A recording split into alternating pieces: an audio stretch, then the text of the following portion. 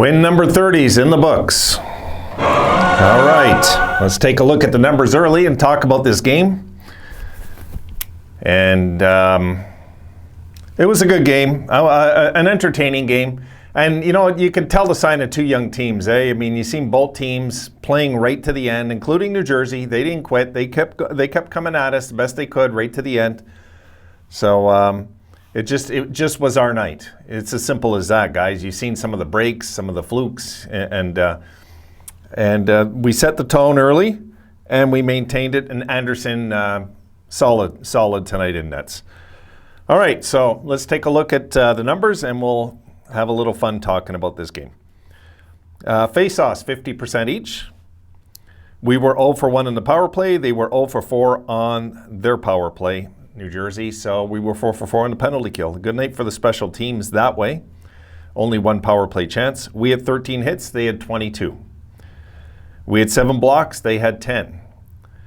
And we had 12 giveaways. They had 7. Shots per period. New Jersey outshot us in the first 10-8. They outshot us in the second, 11-10, and the shots were 10-10 in the third, 31-28 Jersey for the game. And let's talk a little bit about Owen Power. Yes, Owen Power scored his first goal. And that was really, I couldn't have come at a better time because they were pushing, and that was kind of the backbreaker in the game was Owen Power's goal. Owen Power on the night, folks. This kid, all right, he had a goal. He was a +3 in this game. He had 1 shot on goal, which he scored on, and he had 1 block. He had a giveaway and a takeaway. But that +3 just stands out. It's, you know, he's just something else. Darlene, though, was a beast tonight. Darlene, a goal and an assist, a +2. He had 3 shots on goal, 2 blocks. And Fitzgerald also was a +2. He had 4 hits in the game, Fitzgerald. He led all the Blue Liners in hits. And Middlestat led our forwards in hits. Middlestat's had some spunk. He isn't closing. That's the frustrating thing with Casey right now is he's not closing his chances. You know, and that's what's been going on with Tuck up till his goal. He's been having the same rough luck. And same thing with Cousins. He's not closing his chances, and that is not really concerning. We're winning. It's late in the year, and we're not pushing for a playoff. But it's, you know, I want to see them get rewarded before the end of the year. So I think that's all I want to discuss there with the game. So we'll leave that for now. And I want to watch this. I'm going to watch this Kings game, guys. I want the Kings to win because we don't want Vegas getting in. I think that's fair to say. And I am happy. 30 wins. This is what we talked about a few months ago, and the boys did it. They came through with it. And I was just thinking of some of the comments I got on that video. I just had the funniest replies. Some people had no hope at all. Some people had hope. So it is what it is. I mean, look, I'm sure most of those fans are happy now saying, wow, we really did do this, you know. Yes, we're the team wrecking. We're not wrecking Jersey. They're in a rebuild like we are. But we're the hot team down the stretch. The Sabres are the hot team down the stretch. Another winning streak again now. Since we're going to look at since March the 1st eventually, and we'll look at, I believe we're 14-8-3. I could be wrong though. But we're right about that, what it is. I'm just going game to game. And that's it. I'm not really getting caught up with the I want to wait till it's all said and done. We still have games left. And to reach the goal, we haven't reached the goal yet. Not the goal I set. I set 30, 40, and 12, remember? We need to get another point, no matter what. So I would like to get that off our back. And then maybe have a freebie. It would be nice to get a point, before we, play our last game at home. I do want to get a point before the Chicago game, before the last call, because I'm pretty sure we're going to win that game. Pretty sure they're going to win. So yes, the boys came out. They were feisty, and what I liked about this game, it was a clean game. You know, it was a clean game. They almost kind of respect each other, these two teams. They know they're kind of in the same boat, rebuild on all this, and their young stars are kind of taking over the teams, and You know, and like a Lindy Ruff coach team, you would expect 100% effort, and they did give it. New Jersey, I knew would show up in this game. I had no doubt in my mind. Jersey was, you know, I was kind of surprised at the score at the end because New Jersey maybe deserved a better fate than that, but we'll take it. We're Sabres fans. We'll take anything we can, and it's you know I'm kind of pulling for New Jersey, even though they're in our conference. I kind of pull for them a little, you know, like, and because Lindy's there and they're in the same boat as us. I mean, I know it's a more successful franchise historically than we are with Stanley Cups. You know, maybe not the overall record, but with Stanley Cups, they've been fortunate over in New Jersey, and now they're trying to build and come back to that kind of respectability again. It's not an easy task. It's not. You know, they're kind of living what we're living. It's tough. You know, it's a tough league, and changing of the guard takes time. And I could see us in Jersey in the future being the change of the guard. And everybody would say us in Toronto back in the day. No, I think it'll be us in New Jersey eventually. Just how I feel about it. You know, I mean, Boston, their core is getting old. Boston's on the out sooner or later. Same thing with Tampa. You know, these teams at Washington, these teams are all getting older. The Islanders, they felt it this year. The Rangers should be in there too, though.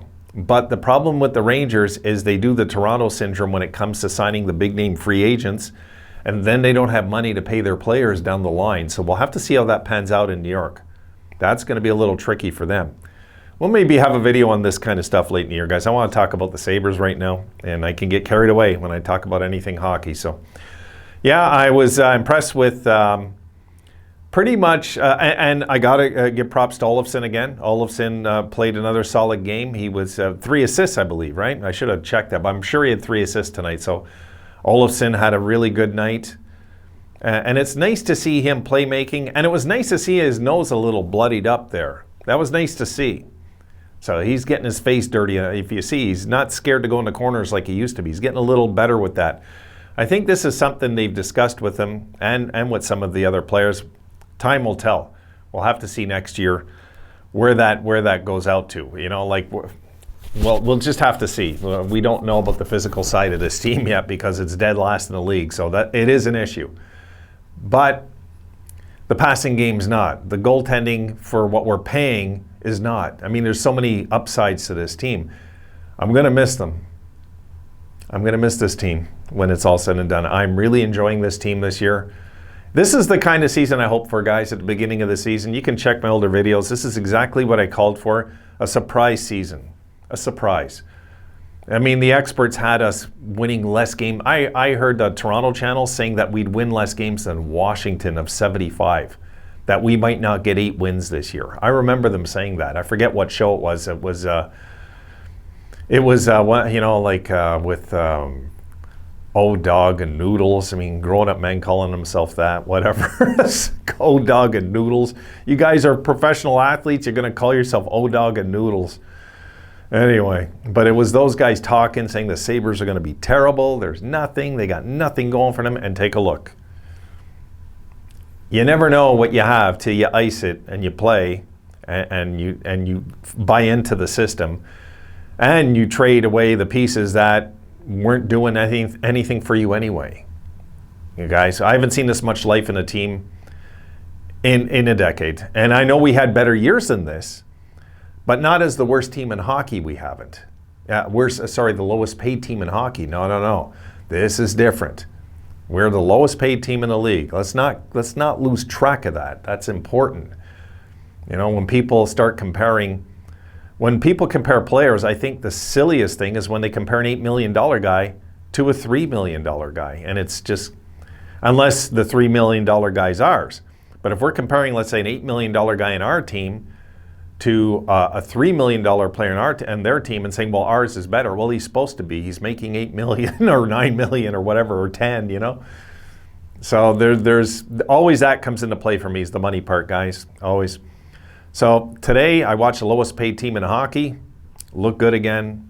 Another winning streak again down the stretch. We're looking good down the stretch. We're causing chaos. They've done everything I hoped. As the season winds down, It's going to be a little sad, but I'd like to get another 2 wins if we could squeeze it out somehow, if we could. I'd like to get in that 74 to 77 range like I thought they would this year, you know? People thought I was losing my mind early. I wasn't, you know? And right now we're in front of Detroit, and if Detroit is losing, let's check this. Let's check this. I forgot about that. Hold on. If Detroit is losing, let me see. Come on, they're playing in Florida. Come on, Florida. Here we go.